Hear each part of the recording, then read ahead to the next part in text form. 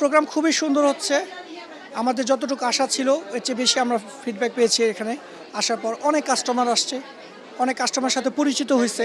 আসলে ফেয়ারের মধ্যে তো গোল্ড পারচেস করার জন্য কিছু না, তারপর আমরা সেল করছি, বুকিং করেছি, মোটামুটি ভালো রেসপন্স ছিল গতকালকে আজকে অনেক। ভালো লাগছে। হাউস অফ বেঙ্গলের জুয়েলারি পরেছি, খুব দারুণ কালেকশন। আমি যখন পরছিলাম আমার মনে হচ্ছিল যে ভাই আমি সব নিয়ে যাই। তো খুব সুন্দর কালেকশন আছে এবং মেলাতে এসেছি, মেলা মানেই আসলে অন্য রকমের আনন্দ কাজ করে সব সময়।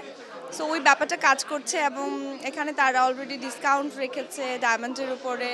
অ্যান্ড সব কিছু মিলিয়ে আমার কাছে ভীষণ ভালো লাগছে এবং অফকোর্স আমার পক্ষ থেকে হাউস অফ বেঙ্গলের জন্য অনেক শুভকামনা। তারা আরও ভালো ভালো কালেকশন আনুক এবং আমার পক্ষ থেকে ওইটাই আর কি শুভকামনা। আপাতত ওনাদের একটাই আউটলেট, রাইট? ওনারা আরও এটাকে মনে হয় এক্সটেন্ড করার প্ল্যান করেছে। ঠিক আছে, thank you so much. Price ছিল 1,34,000 এসেছে আর কি এখন। এটা ওদের হচ্ছে যে ফেয়ার অনুযায়ী, যদি ফেয়ার ওয়াইজ যদি আমরা এখানে কিনি তাহলে আমাদের আর কি ডিসকাউন্ট আর ওই ভ্যাট ট্যাক্স সেটা নিবে না, অনলি গোল্ড প্রাইস যেটা আসবে সেটাই আর কি নিচ্ছে।